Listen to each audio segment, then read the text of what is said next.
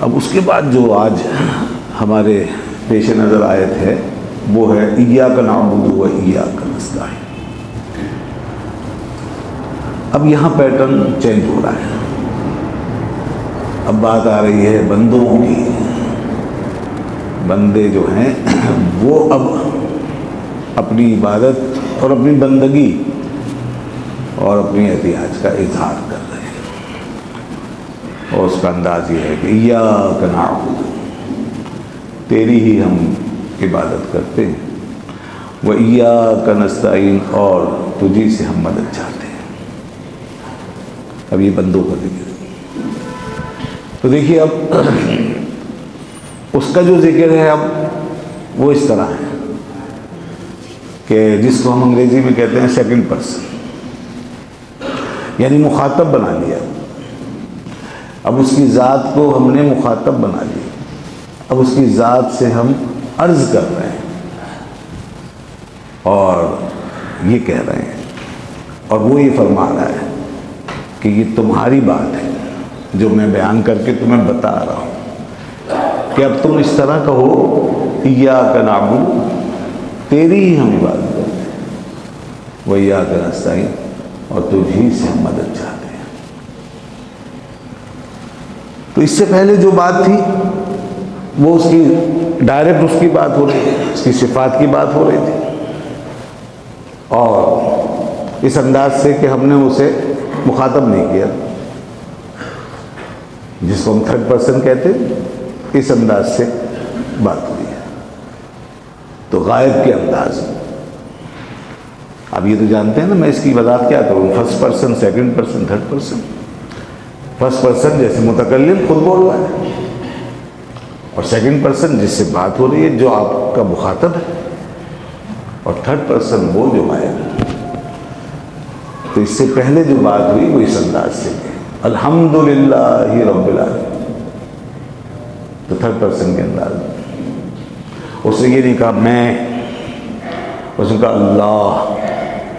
ہم اس کی بات کو جب بیان کر رہے ہیں الحمدللہ کہہ رہے ہیں تو کہہ رہے ہیں اللہ، اللہ ہی کے لیے ساری تعریف۔ رب العالمین جو سارے جہانوں کا رب ہے، الرحمن رحمان ہے، رحیم، مالک یوم الدین روز جزا کا مالک۔ تو ہم اس کو مخاطب نہیں کر رہے بلکہ اس کی شان بیان کر رہے ہیں وہ کیسا ہے۔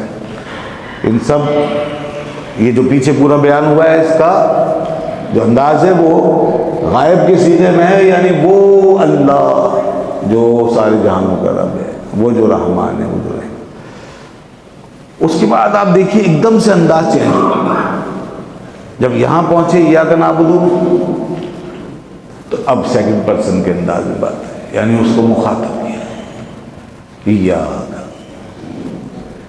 تو گویا جو پہلے وہ کہلا رہا تھا پیچھے کہ وہ اللہ جو رب ہے سارے جہانوں کا، وہ اللہ جو رحمان ہے، وہ جو رحیم ہے، اس کے بعد ایک دم سے انداز چینج ہوتا ہے، اسلوب چینج ہوتا ہے، اور التفات جس کو ہم کہتے ہیں اپنی زبان میں التفات واقع ہوتا ہے اور وہ مخاطب بن جاتا ہے۔ تو یہ کیا ہوا ہے، یہ انداز چینج جو ہوا ہے اس میں کیا حکمت ہے؟ بھئی دیکھیے سیکوینس تو یہ تھا کہ یوں جیسے پیچھے غائب کے انداز میں بات شروع کی تھی تو آگے بھی اسی طرح چلتا۔ مثال کے طور پہ یوں کہا جاتا وہ جو ہے اسی کی ہم عبادت کرتے ہیں، وہ جو اللہ ہے، وہ جو رب ہے، وہ جو رحمان ہے، جو رحیم ہے، جو مالک یوم الدین ہے، ایاہو نعبد، ایک سیکوینس بن جاتا نا، اسی کی ہم عبادت کرتے ہیں، وَإِيَّاهُ نَسْتَعِينُ، اور اسی سے ہم مدد چاہتے ہیں۔ تو اس سیکوینس پہ بات ہمیں بظاہر ایسا لگ رہا ہے کہ بالکل ایک ترتیب سے چلتی چلی جاتی، لیکن التفات فرمایا، انداز بدلا، غائب سے ایک دم حاضر کا صیغہ لایا گیا، جو غائب ہے اسے مخاطب بنایا، سیکنڈ پرسن کے انداز میں بات پھر چینج کر کے لائی گئی۔ تو یہ گویا کہ ایسا ہو گیا جب یوں کہا کہ تو اسی کے لیے بولا جاتا ہے، مخاطب اسی کو کیا جاتا ہے جو سامنے ہو۔ جو سامنے ہے اسی سے بات کی جاتی ہے کہ تو یا آپ یا تم جو بھی کہتے ہیں وہ جو سامنے ہے. تو یہاں گویا اللہ نے یہ نقطہ بتایا ہے، یہ اسلوب جو تبدیل ہوا ہے اس میں نقطہ آ گیا یہاں پر. بہت باریک بات ہے، یہ ذرا غور کیجیے گا، قرآن کا اسلوب سمجھیے، ایک ایک چیز کی حکمت دیکھیں آپ. نقطہ جو یہاں پر ہمیں پیش کیا گیا، ہمارے سامنے رکھا گیا، وہ یہ ہے کہ پیچھے جو صفات عالیہ اس کی بیان ہوئی ہیں اور جو شان و عظمت تم نے ابھی ذکر کی ہے کہ وہ جو اللہ ہے سارے جہانوں کا رب، اور وہ جو رحمان ہے، وہ جو رحیم ہے، جو مالک یوم الدین ہے، یہ صفات اتنی بڑی ہیں، اتنی عظیم الشان ہیں، یہ اتنی بڑی باتیں ہیں، دنیا میں کوئی ظاہر شریک نہیں. یہ صرف اسی کی صفات ہیں، اسی کی شانیں ہیں. اور جب یہ اسی کی شانیں ہیں اور اس کی اتنی عظیم الشان یہ باتیں جب تم نے کی اور جب تم نے اس کا تصور کیا اور جب تم اس کے اندر کھو گئے تو معلوم ہے تمہارے اندر کیا انقلاب آ گیا. اور کیا انقلاب آ جانا چاہیے، وہ یہ کہ جب ایسی عظیم الشان ذات کے اندر تم کھو جاؤ تو پھر اب اس کو غائب مت سمجھو، اس کو اپنے سامنے سمجھو. یہ صفات ہیں، وہ صفات جو کائنات کو گھیرے ہوئے ہیں، یہ وہ شانیں ہیں جو چپے چپے کو اپنے دائرے میں لیے ہوئے.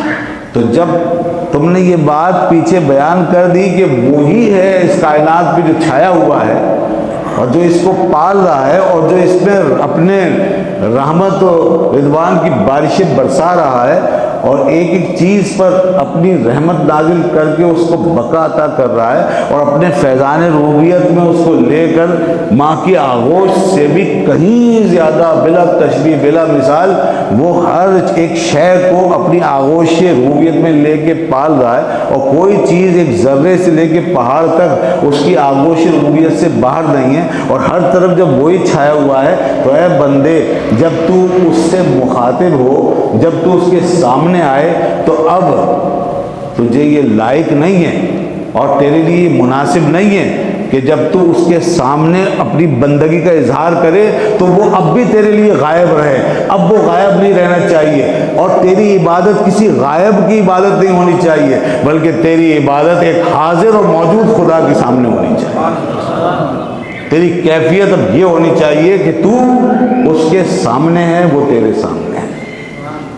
یہ گویا ہمیں ہماری عبادت کی روح بتا دی. اس اسلوب پہلے بتا دیا کہ اس کی معرفت حاصل کرو، اس کو سمجھو، اس کا تصور کرو کہ وہ کتنا بڑا ہے. جب اس معرفت کے ساتھ تم اس کی بارگاہ میں آؤ گے تو پھر وہ نہیں رہے گا بلکہ تو میں بدل جائے گا اور بندہ جب کھڑا ہوگا اس کے سامنے تو پھر اس سے غائب نہیں ہوگا بلکہ اس کے سامنے حاضر ہوگا.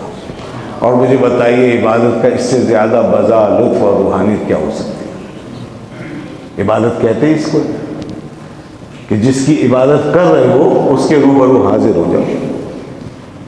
یہی بات نبی کریم صلی اللہ علیہ وسلم نے ارشاد فرمائی، فرمایا الاحسان ان تعبد اللہ کانک تراہ فإن لم تکن تراہ فإنہ یراک. بخاری شریف میں حدیث ہے، فرمایا کہ احسان یعنی عمدگی عبادت کی کیا ہے، بہترین طریقہ عبادت کا کیا ہے؟ فرمایا ان تعبد اللہ کانک تراہ، ایسے عبادت کرو گویا تم اس کو دیکھ رہے ہو.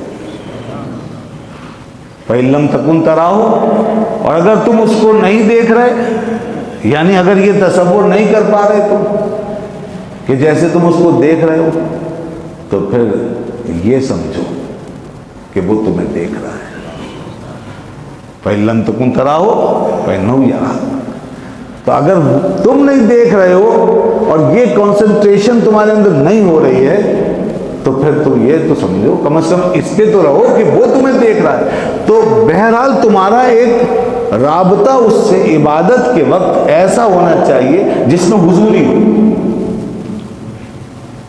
غیبوبت نہیں ہونی چاہیے. عبادت جو ہے وہ اسٹیٹ آف ایبسنس کا نام نہیں ہے، عبادت نام ہے اسٹیٹ آف پریزنس کا. پریزنس ہونا چاہیے، آپ کے اندر حاضری ہونی چاہیے، موجودگی کہ میں اس کے حضور میں ہوں، تب آئے گا عبادت کا مزہ. یہ جو ہم نمازوں میں اکثر سوچتے ہیں نا کہ بھئی نماز پڑھی پتہ ہی نہیں چلا، اور اتنے عرصہ ہو گیا پڑھتے پڑھتے آج تک وہیں کے وہیں. سب کے کوئی نہ کوئی مسئلے ہیں. صرف نماز ہی کو لے کر کے ہم میں سے ہر شخص کے مسئلے ہیں، کسی کے کم، کسی کے زیادہ، کسی کے بہت زیادہ ہیں. جو بہت زیادہ والے ہیں وہ بڑے خطرناک موڑ پر ہیں. مثلا وہ یہ ہے کہ ایک آدمی کہتا ہے، بہت سے لوگ کہتے ہیں، پوچھتے ہیں کہ جب بھی نماز پڑھنے کھڑے ہوتے شیطانی خیالات جو ہیں حملہ آور ہو جاتے ہیں. ساری الٹی سیدھی چیزیں، گندی باتیں جو پہلے کبھی نہیں آتی وہ نماز میں آنے لگتی ہیں، نماز میں وہ خیالات آنے لگتے ہیں. یہ بڑی خطرناک بات ہے، یعنی بہت بری حالت ہے، بہت دوری ہے. اس کا مطلب بہت دوری ہے. یہ جو بینگ ہماری ایک state of being, state of presence ہے، اس سے ہم بہت دور ہیں، اس کی حضوری سے، اس کے تصور سے. اور شیطان جو ہے وہ اس کے ہم قریب ہیں. تو عبادت کا تو مطلب یہ ہوتا ہے کہ شیطان سے دور اور رحمان کے قریب. تو اس کا حل کیا ہے؟ یہی کہ بھائی اپنے دماغ کو حاضر کرو، تم جس کی حضور میں ہو اس کا تصور کرو. اور تصور جو ہے نا وہ بنتا ہے کسی کے بارے میں جاننے سے. لیکن جناب آپ جب اپنے گھر میں اپنے ماں باپ کے سامنے جاتے تو آپ بالکل ایسے جیسے کہ عام حالت میں چلے جاتے ہیں اور فری اسٹائل میں اور بلا تکلف، کوئی پرواہ نہیں، بس کوئی اہتمام نہیں. لیکن آپ کے والد اگر کسی بڑی کرسی پہ بیٹھے ہوں اور کوئی ان کے نیچے کام کرنے والے، ان کے خادم، ان کے ملازم، وہ وہاں پر اپنے باس کی خدمت میں آ رہے ہوں تو ان کا آنا کچھ اور انداز کا ہوگا. وہ ایسے بے تکلف ہو کے نہیں آ رہے ہوں، وہ احتیاط سے پورے اپنے ذمہ داری کو محسوس کر کے، اپنی پوزیشن کو سامنے رکھ کے اور ان کے منصب. یہ وہی شخص ہے، وہی جو ہمارا والد ہے، وہ یہاں ہمارے گھر میں ہمارے لیے لوکل ہے. ہمارے ذہن پہ کوئی اس کا ایسا امپریشن نہیں ہے، ہم اس سے ایسے مل رہے ہیں جیسے کہ عام لوگوں سے ملتے ہیں، بلکہ اور زیادہ فری ہو کر، بے تکلف ہو. لیکن دوسرا جو ہے کرسی کوئی سامنے آ رہا ہے، جب ان کی پوزیشن اس کے سامنے ہے تو وہ ذرا پھر بچ کے احتیاط سے، ادب سے. اور اچھا اگر یہی صاحب جو ہمارے والد ہیں یہ بیٹھ گئے ہیں وزیر اعظم کی کرسی پہ، بادشاہ کی کرسی پہ، تو پھر تو لوگ اس طرح کے بالکل جیسے کوئی حس و حرکت نہیں، سامنے کھڑے ہوں گے اور ہلنا بھی گوارا نہیں کریں گے. ایسے کھڑے ہوں گے آداب شاہی بجا لانے کے انداز کے ساتھ. انہیں پتا ہے کہ ہم کہاں کھڑے. تو یہ کیا ہوا ہے؟ وہ ذات ایک ہی ہے، وہ آدمی وہی ہے جو گھر میں بھی ہے، ایک کرسی پہ بیٹھا ہے وہاں ہے اور بادشاہ بنا ہوا ہے. مگر لوگوں کے انداز بدل گئے. وجہ کیا ہے؟ کیونکہ جو آنے والے ہیں وہ اپنے اپنے خیالات کے تابع ہو کے آ رہے ہیں، اپنے اپنے امپریشن کے تحت آ رہے ہیں. تو امپریشن بڑی چیز ہے. آپ نے جو سمجھا ہے اسی کا اثر ہے. آپ جتنا سیریس لیا اتنا اثر ہے. جتنا ان کی حقیقت کو سمجھا اور جس اینگل سے سمجھا اسی کا اثر آپ کے اوپر پڑے گا، تمام حاضریوں میں، تمام آداب میں، تمام معاملات میں. بس سارا مسئلہ یہی ہے، ذات تو اللہ کی ایک ہی ہے، اور آنے والے جب اس کی خدمت میں آ رہے ہیں تو ایک ہم جیسے ہیں جو آ رہے ہیں کہ ساتھ میں شیطانی وسوسے بھی آ رہے ہیں. ہم جیسے ہیں جو آ رہے ہیں کہ ساتھ میں غفلت بھی ہے کہ پتہ ہی نہیں چل رہا کہاں آ رہے ہیں اور کس کے سامنے آ رہے ہیں. اور ہم جیسوں میں وہ بھی ہیں کہ جو آ رہے ہیں مگر کوئی اثر نہیں ہے، بس ٹھیک ہے نماز ہے پڑھ لی.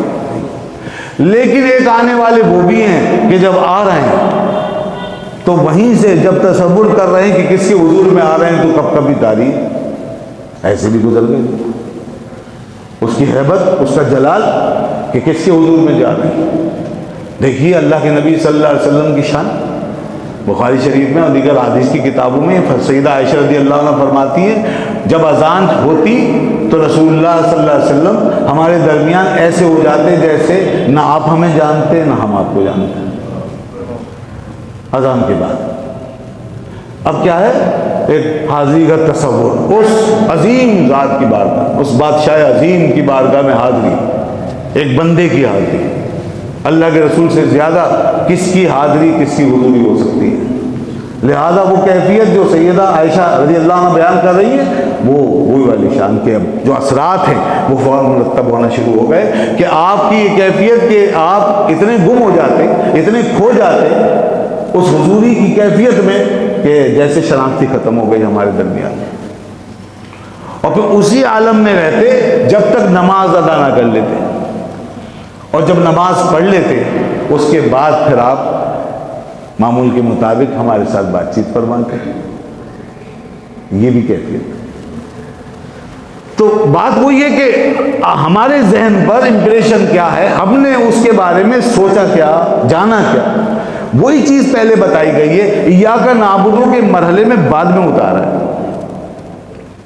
یہ جو پہلے جو صفات ہیں اور جو اس کی حمد آئی ہے، اور یہ چار جو صفات اس نے بڑی بڑی بیان فرمائی ہیں، یہ لانے کا مقصد یہی ہے کہ آگے جب تمہیں حضوری کا درس دیا جائے، جب تمہیں عبادت کے لیے بلایا جائے، اور جب تم اس کے سامنے آؤ اور جب تم اس سے مخاطب ہونے لگو، تو اس سے پہلے تمہیں اس کے بارے میں ایک نالج ہو، تمہارے اندر معرفت ہو، تمہارے اندر پہچان ہو، شناخت ہو کہ وہ کون ہے، وہ کیا ہے، وہ کتنا بڑا ہے، کتنا عظیم الشان ہے۔ جب یہ علم، یہ نالج، یہ معلومات، یہ معرفت، یہ حال تمہارے اوپر طاری ہو جائے گا، تو اس کے بعد پھر تم ایاک نعبد جب کہو گے تمہیں وہ نظر آ جائے گا۔ تو ساری بات اس امپریشن کی ہے جو آپ کو اور مجھے پیدا کرنا ہے، اور وہ پیدا ہوگا علم سے۔ اور علم دو طرح کا ہوتا ہے۔ یہ جو پیچھے علم آیا ہے یہ دو طرح کا ہے۔ ایک علم وہ ہے جو ہمارے لیے ہماری عقل میں جمع ہوتا ہے، یہ علم معلوم بناتا ہے شے کو، بس معلوم، یعنی ہمیں معلوم ہے، یہ ساری باتیں ہم نے سن لی، ہمیں معلوم ہو گئی۔ تو کہاں گیا وہ علم جو سنا اور سنایا؟ وہ ہماری عقل میں چلا گیا، معلوم بن گیا، بس ایک یہ علم ہے۔ یہ اتنا ہی رہے گا دوستو، اس سے آگے نہیں بڑھے گا۔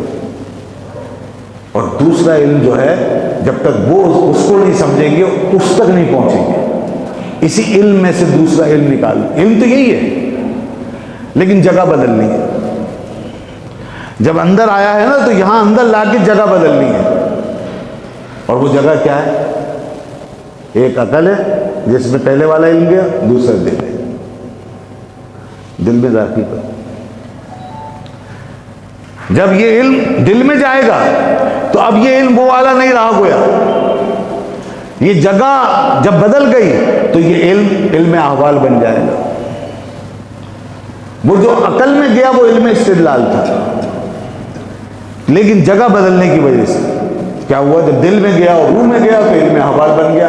مطلب یہ ہے کہ ایک علم وہ ہے، یعنی ایک علم کی صورت وہ ہے جو آپ کے اندر داخل ہوئی تو شے معلوم بن گئی فقط، اور دوسری صورت علم کی وہ ہے کہ جب وہ آپ کے اندر داخل ہوا تو آپ کا حال بن گیا، آپ کی کیفیت بن گئی، آپ کی کیفیت بن گئی، آپ کا حال بن گیا۔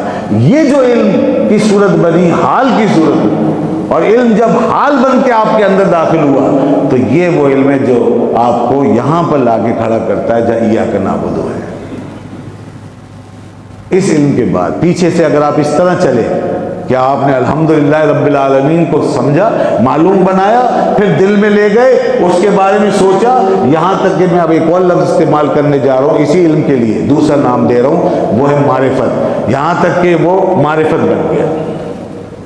جب آپ کی معرفت بن گیا، جب الرحمن الرحیم پر پہنچے، وہاں ایک علم حاصل ہوا، معلوم بنا، پھر معرفت بن گیا، پھر مالک یوم الدین۔ اس طرح آپ کے اندر جب ان صفات کے علم کے ذریعے کیفیات پیدا ہونا شروع ہوئی کہ دو تین صفات وہ ہیں جس میں رحمت کا بیان ہے، اور ایک صفت وہ ہے جس میں اس کے جلال کا بیان ہے، تو جمال اور جلال دونوں چیزیں جب بیان ہوئی تو اس کی کیفیت جب بن کے اندر جائے گی تو وہ یہ ہوگی کہ بندہ اس سے ایک طرف تو بہت امید لگا کر آگے بڑھے گا کہ وہ بڑا کریم و بڑا رحیم ہے، وہ عطا فرمانے والا، اور دوسری طرف جلال کی صفت جو اس کے اندر اس علم بن کر گئی ہے، اس کی وجہ سے وہ اس سے ڈرتا بھی رہے گا، اس کی ہیبت سے، کہ کہیں مجھ سے کچھ خطا نہ ہو جائے۔ ان دو گنا کیفیات کے ساتھ جب آپ آگے بڑھو گے تو اب جو ایاک نعبد کہو گے تو یہ پوری حضوری بن جائے گا آپ کے لیے، اور وہ ذات آپ کے سامنے کیفیت کے طور پہ آ جائے گی۔ تو یہ ہے اصل میں دین کا مدعا، کہ علم کو صرف اپنے اس ظاہری وجود اور مادی وجود کے اندر بند مت کرو، علم کو صرف عقل دماغ کے اندر لے جا کے چھوڑ مت دو، بلکہ اس کو اپنا حال بناؤ، اس کو اپنے اوپر طاری کرو۔ ایک علم وہ ہے کہ جو ہمارے اندر جاتا ہے، اور دوسرا علم وہ ہے جس کے اندر ہم خود چلے جاتے ہیں۔ جس وقت آپ خود علم کے اندر چلے جائیں گے اس وقت علم آپ کا حال بن جائے گا۔ ساری دنیا علم کو حافظے کے ذریعے حاصل کرتی ہے، دماغ کے ذریعے، عقل کے ذریعے، اور اسی کی فکر کرتی ہے دنیا، اور کچھ نہیں۔ سارا دنیا کا علم اسی پہ کھڑا ہے بس۔ لیکن یہاں اللہ تعالیٰ تو اس علم کی بات کر رہا ہے کہ جو حافظوں اور دماغوں میں نہ سمائے، بلکہ اس سے نکل کر ہمارے وجود کا حصہ بن جائے، ہمارا حال بن جائے، ہماری کیفیت بن جائے۔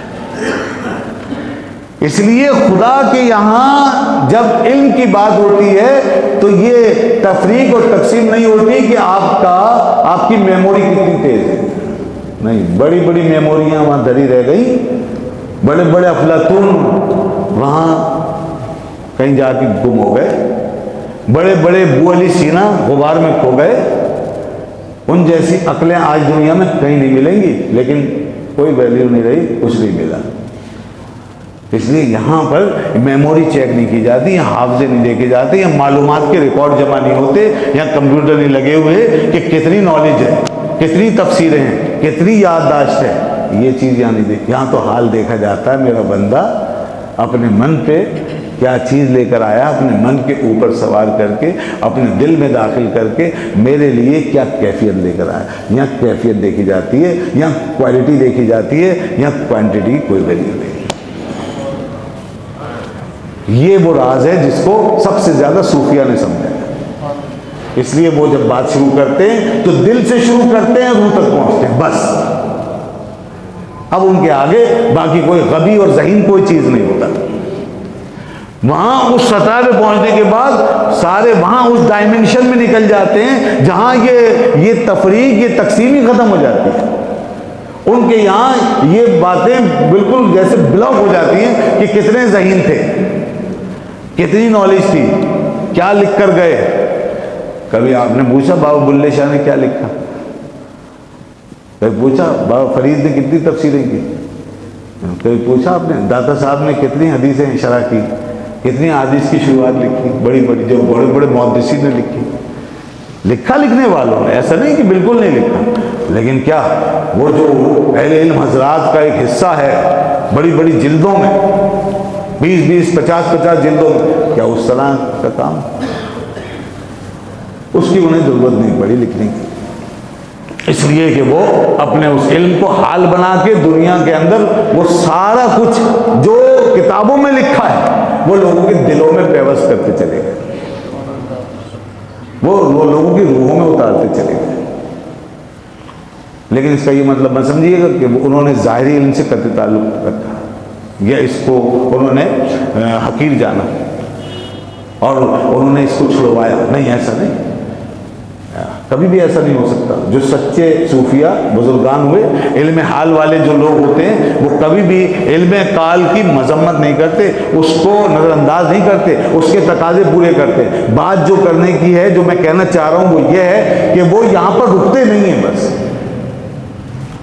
ان کے یہاں یہ معیار نہیں ٹھہرتا کہ فقط اتنا ہی معیار، ان کے یہاں علم معلوم بننے کے بعد پھر حال میں چلا جاتا ہے، اور جب حال میں چلا جاتا ہے تو پھر وہ اس سے بھی کہیں آگے کا کام کر جاتے ہیں جو آدمی صرف زبانی جمع کر سے کر رہا ہوتا ہے، جو آدمی ظاہری محنت و کاوش سے کر رہا ہوتا ہے۔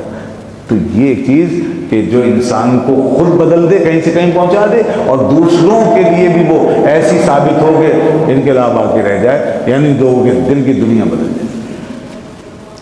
تو اس لیے ہمیں قال سے حال کی طرف بڑھنا چاہیے۔ لیکن یہ تو خیر بہت بڑا مقام ہے جو میں نے بیان کر دیا، یہاں تک تو ہم تصور بھی نہیں کر سکتے، مگر ہم اپنے لیے جس سطح پہ ہم ہیں اس کا میں تھوڑا سا ایک علاج بتا رہا تھا کہ یہ جو ہماری کیفیت ہے کہ نماز پڑھی پتہ ہی نہیں چلا، نماز میں خیالات آتے رہے، نماز سے آج تک کوئی چیز بدلی نہیں، ہم ویسے کہ ویسے ہی، حالانکہ اللہ کی کتاب یہ فرما رہی ہے نماز کے بارے میں، ان الصلاۃ تنہی عن الفحشاء والمنکر، کہ بے شک یہ نماز بے حیائی و برائی سے روکتی ہے۔ تو ایک آدمی ہے اس کے اندر تبدیلی نہیں آ رہی اور وہ مسلسل ان غلط کاموں میں پڑا ہوا ہے، حرام اگر اس کے منہ کو لگا ہوا ہے تو لگا ہوا ہے، کوئی اور برائی اگر اس کے ساتھ جڑی ہوئی تو جڑی ہوئی۔ تو یہ کیا وجہ ہے کہ ہماری نماز ہمیں نہیں روک پا رہی، ہمارے اندر تبدیلی نہیں آ رہی؟ اس کی وجہ یہی ہے، اس کی وجہ یہی ہے کہ ہم نے نماز کو صرف معلوم بنا کے رکھا ہے، حال نہیں بنایا۔ حال بنائیے، اللہ کے حضور میں اس حاضری کے ساتھ حاضری دیں، اس حضوری کے ساتھ حاضری دیں کہ جب آپ کھڑے ہوں تو آپ گویا جیسے اس سے بات کر رہے ہیں، وہ آپ کو دیکھ رہا ہے، آپ اسے دیکھ رہے ہیں، وہ آپ کو دیکھ رہا ہے۔ یہ ایک تصور کریں، جب اس شان سے آپ کی نمازیں ادا ہوں گی اور اس خیال میں آپ ڈوبیں گے اور اس خیال میں مگن ہوں گے تو آپ دیکھیں گے کہ آپ کی حالت تبدیل ہوگی اور نماز اپنا کرشمہ دکھائے گی اور لطف بڑھے گا، لذت آئے گی۔ کم از کم ایک کام ضرور کیجئے جو حدیث پاک میں آیا کہ بندہ سب سے زیادہ اللہ کے قریب نماز کی حالت میں اس وقت ہوتا ہے جب سجدے میں پڑا ہوتا ہے۔ تو اب اس حدیث کی روح سے کم از کم جب سجدے میں گرے ہوں تو اس وقت تو اپنے تمام ذہنی صلاحیتوں کو، اپنے سارے تصورات کو، اپنی ساری فکرات کو جمع کر کے عاجزی اور انکساری کا مرکب بن کے کہ اے رب میں تیرے حضور میں گر گیا اور سب سے بڑی عزت کی جو جگہ ہے میری یعنی پیشانی، وہ میں نے تیرے آگے جھکا دی ہے۔ اے رب میں بڑا گناہگار، میں بڑا عاجز، بڑا مسکین، جو بھی تصور بانے اس حضوری کے ساتھ، تو دیکھیے آپ کم از کم سجدے میں تو وہ لذت لے لیجیے۔ اور چونکہ قرب کا انتہائی مقام ہے تو کنسنٹریشن ہو جائے گی، تھوڑی سی توجہ کے ساتھ بھی ہو جائے گی، اور خاص طور پہ اس لحاظ سے بھی کہ جب کھڑے ہوتے ہیں تو دائیں بائیں نظر آ رہا ہوتا ہے، اس لیے کنسنٹریشن نہیں ہوتی۔ جب اوپر اٹھے ہوئے ہیں رکوع میں، قعدے میں، تو آس پاس کی حرکات و سکنات جو ہیں وہ محسوس کر رہے ہیں، اس لیے ہماری کنسنٹریشن نہیں ہو رہی، یکسوئی نہیں آ رہی۔ لیکن سجدے میں کیا ہے؟ سجدے میں صرف زمین ہے، اور زمین کے نیچے کیا ہے؟ ہماری قبر ہے۔ بہت قریب ہو گئے ہو اپنی آخری منزل سے، تو اب تو انسان وہ جو باہر دیکھتا تھا، اوپر دیکھتا ہے، اس کو بھلا دے، اور یہ نیچے زمین پہ سر رکھ کے اب تو نیچے کم از کم زمین پہ 2 منٹ کے لیے سوچے کہ میں یہ اسی کے نیچے جا کر کے ہمیشہ کے لیے چھن جاؤں گا، یہ میرا ٹھکانہ، اور یہی وہ زمین ہے جس پہ میں کہیں نہیں جھک سکتا دنیا میں، آج یہاں پڑا ہوں تو کس کے لیے؟ اس معبود برحق کے لیے۔ یہی عبادت ہے۔ اے اللہ میں تیرے آگے بالکل ذلت کا توق ڈال کے، اپنی عزت اور ناموس سب خاک میں ملا کے، اپنا سب کچھ تیرے آگے فنا کر کے تیرے آگے جھک گیا ہوں اور تیرے آگے پڑ گیا ہوں۔ میری کوئی حیثیت نہیں ہے، میری کوئی عزت نہیں ہے، میں کیا اور میری حقیقت کیا، سب کچھ تو ہے جسے ساری کائنات سجدہ کر رہی ہے۔ اسی لیے اقبال نے کہا یہ ایک سجدہ جسے تو گرا سمجھتا ہے، 1000 سجدوں سے دیتا آدمی کو نجات۔ اس طرح کا سجدہ کیجیے تو انشاءاللہ آپ کو مزہ آئے گا۔ اور اسی لیے سرور عالم صلی اللہ علیہ وسلم فرمایا سجدے میں جاؤ تو دعا کرو، رب سے دعا کرو، رب سے دعا کرو، سجدے میں جاؤ تو دعا کرو۔ لیکن چونکہ آپ نماز میں تو زبان سے نہ کریں، زبان سے تسبیح پڑھیں، دل میں کریں، دل میں کریں، دعائیں لائیں ذہن میں، کوئی حرج نہیں، جو بھی دعائیں وہ مانگ لیں۔ یوں بھی ایک رابطہ ہو جائے گا، یوں بھی ایک کنسنٹریشن ہو جائے گی، آپ کی یکسوئی ہو جائے گی دعائیں کریں۔ یہ ہے وہ چیز۔ تو ایاک نعبد و ایاک نستعین اس سینس میں اب یہاں پر آیا ہے کہ دیکھو اب وہ تمہارے سامنے ہے تو تم یوں کہو ہم تیری ہی تو عبادت کرتے ہیں، تو ہی تو ہے وہ، اور تجھی سے مدد چاہتے ہیں۔